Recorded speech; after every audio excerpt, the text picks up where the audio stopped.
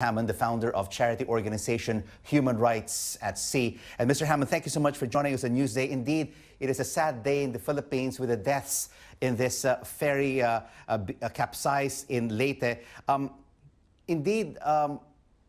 This accident happened 200 meters from the port.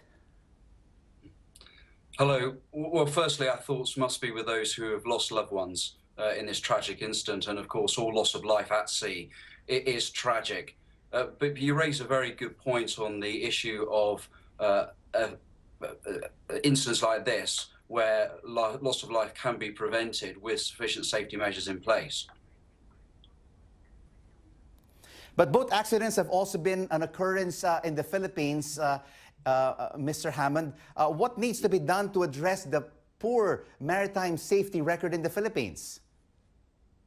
Well, firstly, it's a coastal state's responsibility to look after the maritime safety with the establishment and indeed maintenance of enforceable safety policies, an implementation of a culture of safety, inspections, and indeed, when things go wrong, prosecutions.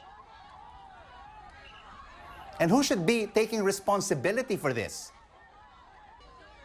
Well, in the first case, it should be the coastal state. If out at sea, if it's a flagged vessel, it should be the flag of that vessel. But in this case, close in shore, we would say it would be the coastal state's responsibility at first instance.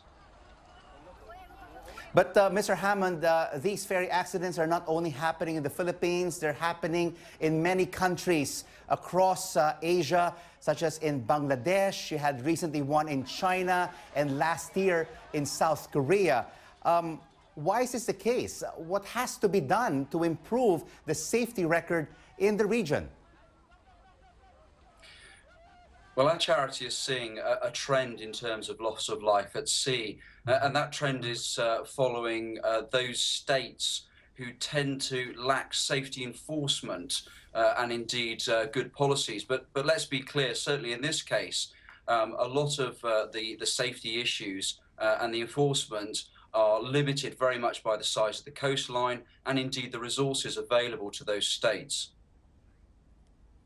David Hammond, Human Rights at Sea, thank you so much for your insights.